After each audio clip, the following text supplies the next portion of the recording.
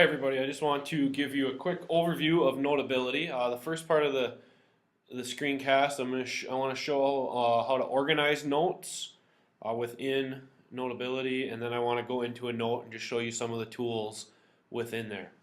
So I'm going to open Notability up. I already have a couple notes in there. You can see those on the right hand side. And you can see they're called unfiled notes. And at this point I don't have any files to put them in. But I want to show you how to create a couple files to put those in. For students, you might have them organize them by class. I'm going to kind of set that up. And then we can also, within those, kind of sort those files as well. So in order to do this, I'm going to hit the plus sign in the upper left-hand side. And I'm going to create a subject. I'm going to call this one math. I'm going to hit done. And now you can see that I have a math folder there. I'm going to create another subject by hitting the plus sign. I'll call this social studies. Now I want to set this up because as the year goes on, we're going to maybe have kids that are in different classes, different quarters, or they want their work separated by quarter. And so I'm going to add a divider. I'm going to go ahead and hit the plus sign again. I'm going to create a divider. I'm going to give that divider a name. I'm going to call that first quarter.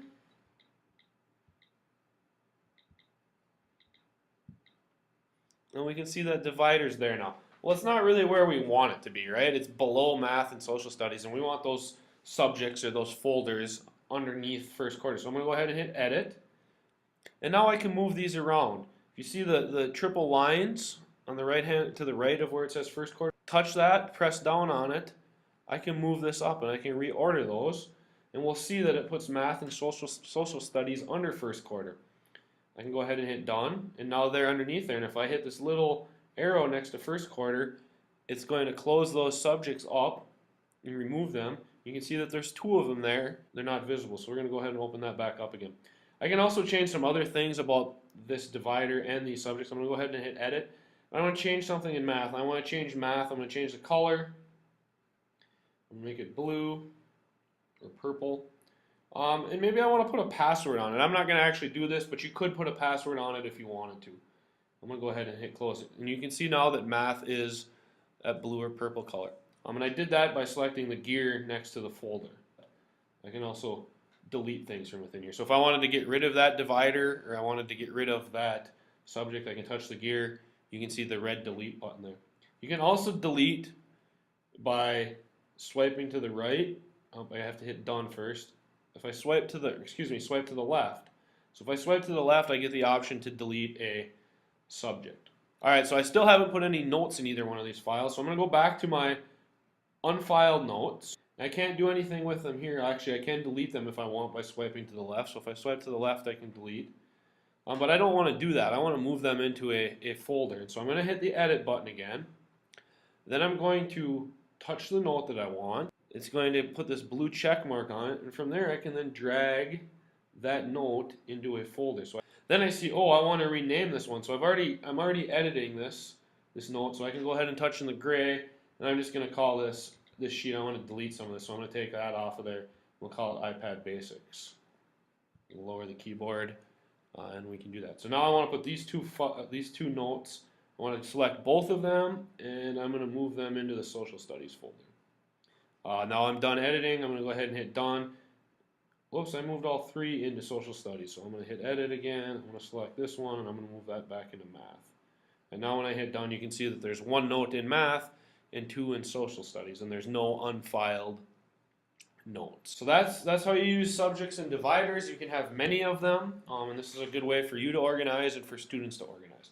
The next step then is to create a new note. I want to create a new note. I'm going to go ahead and hit the blue pencil in the upper right hand corner, and it's going to take me in here to a new note.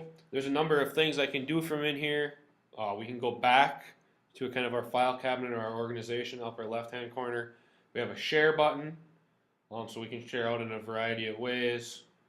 We have an undo button, text boxes. By tapping, it's going to allow us to enter a text box. We can modify that text right in this area here, right above the keyboard. I'm going to get rid of the keyboard. We can use the pencil, and we can write with the pencil.